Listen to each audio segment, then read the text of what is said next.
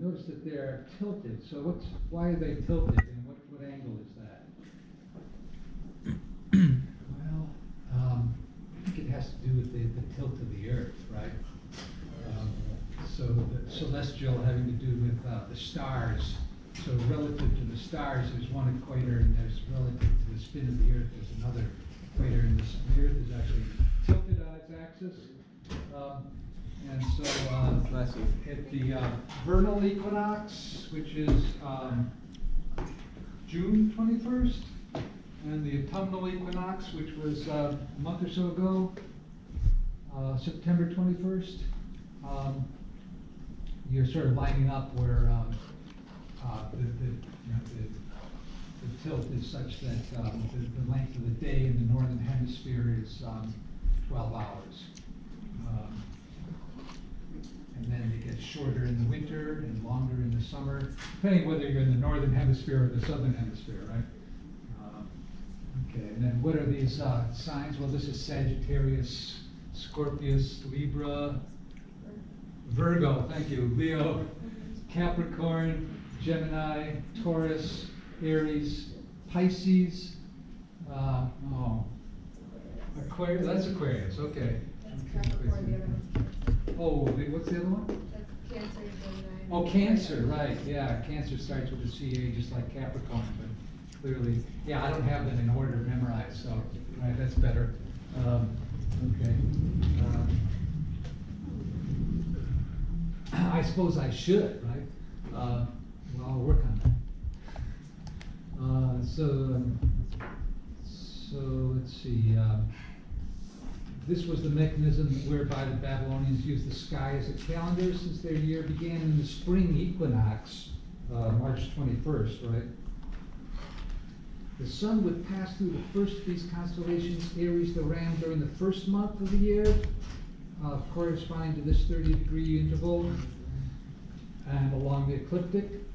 During the second month, the sun would be in Taurus, the bull, then Gemini, the twins, and so on. By the end of the following winter, the sun would complete its journey through the 12th zodiacal band, which is, I don't know, which one is the 12th one? The first one is Taurus, so it must be Gemini, is that right? Okay. Returning to its starting point.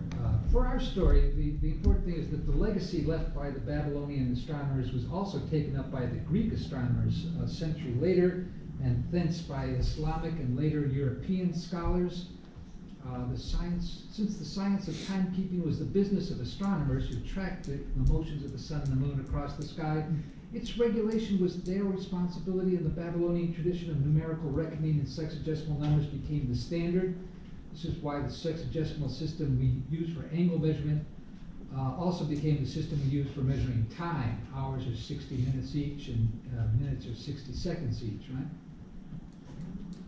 So how about this table of chords in the Almagest? So we don't know much about Hipparchus except from what Ptolemy told us, who lived 300 years later and built upon his work. Ptolemy was the author of scientific treatises that survived to the present, the most important which is this Almagest, the compendium of his own astronomical theories.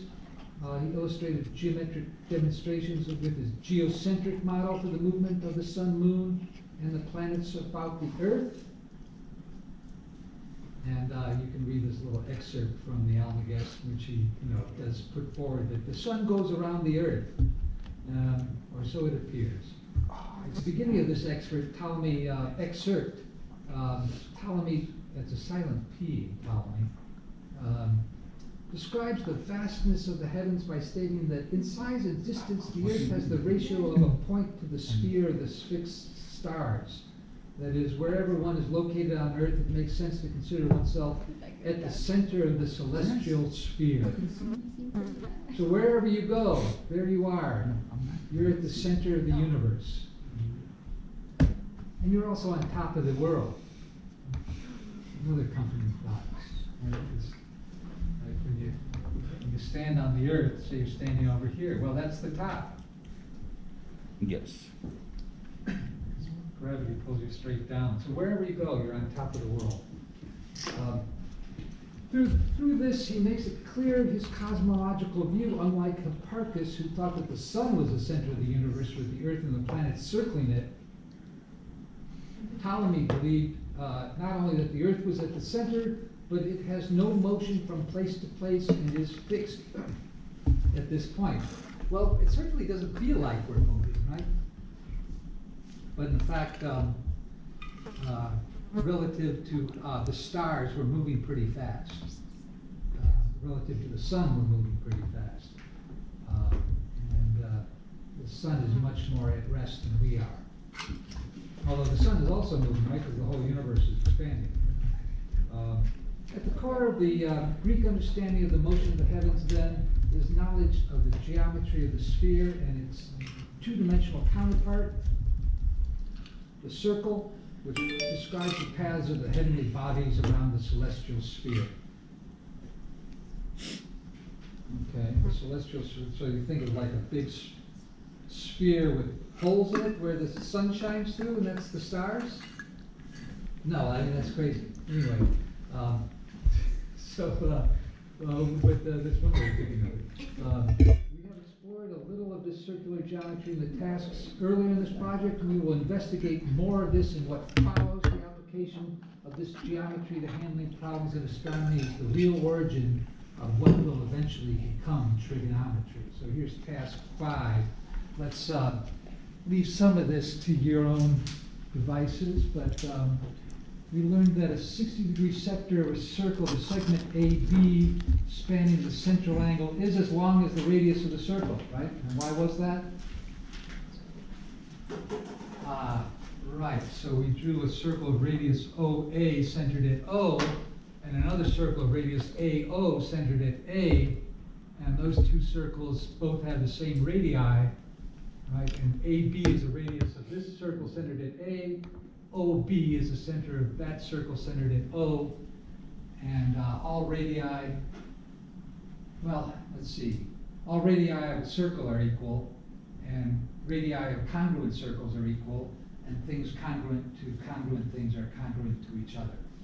So there you have it, transitivity of congruence. So use the fact that the triangle AOA prime is isosceles to determine the angles in triangle APA prime. So how is A prime formed?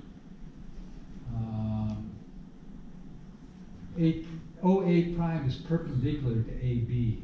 Okay, so can we draw that with